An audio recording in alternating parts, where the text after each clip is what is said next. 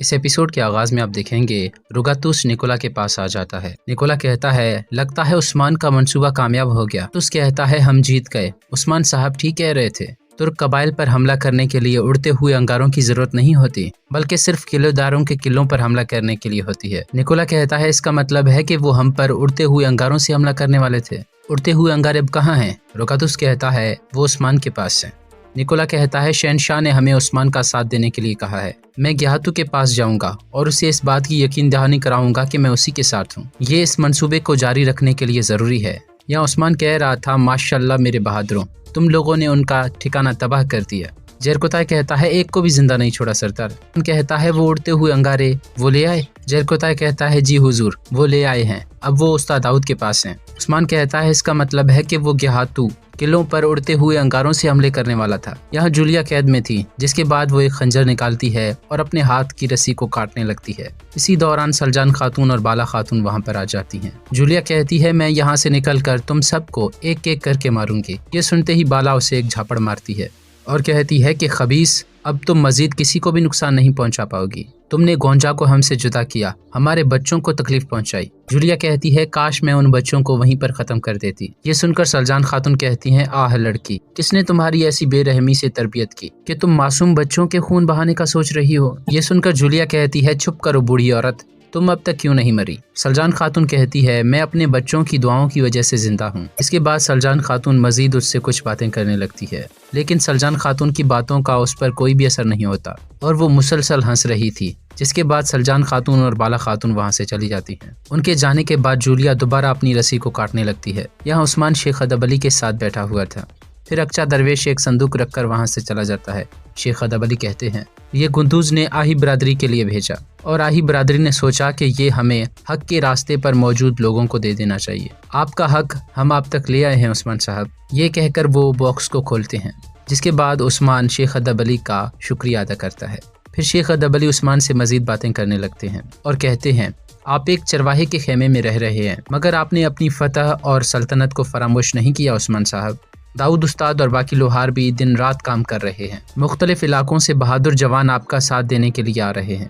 جو لوگ وقت کا انتظار کرتے ہیں انہیں ہمیشہ دیر ہو جاتی ہے، یہی وقت ہے۔ یہ سن کر عثمان کہتا ہے آپ بالکل ٹھیک کہہ رہے ہیں شیخ محترم۔ اس کے بعد شیخ ادب علی کہتے ہیں میرا داماد ترسن فقیہ میری بیٹی کے ساتھ یہاں آنے والا ہے۔ یہ سن کر عثمان کہتا ہے یہ تو بڑی اچھی بات ہے، ہمارے گھر اور دل ہمیشہ ان کے لیے کشادہ ہیں۔ جس کے بعد عثمان کچھ لمحے کے لیے خاموش ہو جاتا ہے۔ شیخ ادب علی کہتے ہیں کیا ہوا عثمان، مجھے بتاؤ، تمہارے ذہن کو کیا چیز پریشان کر رہی ہے؟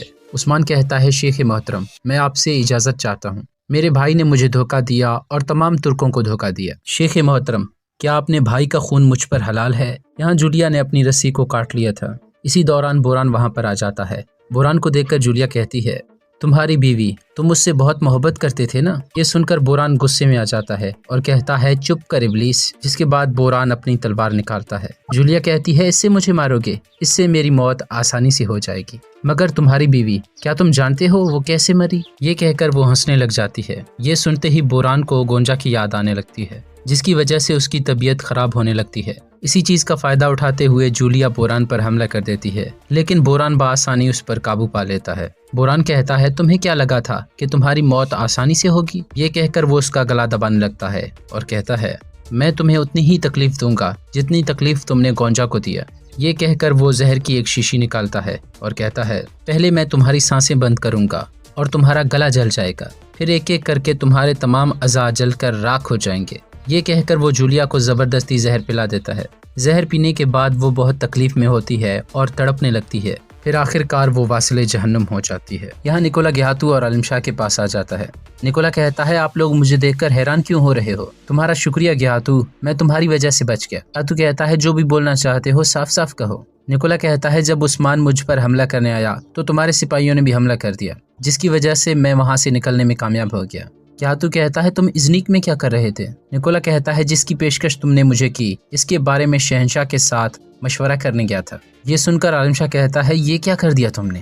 یہاں بوران عثمان کے پاس آ جاتا ہے اور کہتا ہے حضور میں نے اس خبیث عورت کو واصل جہنم کر دیا ہے، آج میرے لیے خوشی کا دن ہے، آج کے بعد میں کھل کر سانس لے سکوں گا۔ یہ کہہ کر وہ عثمان کے گلے لگ جاتا ہے۔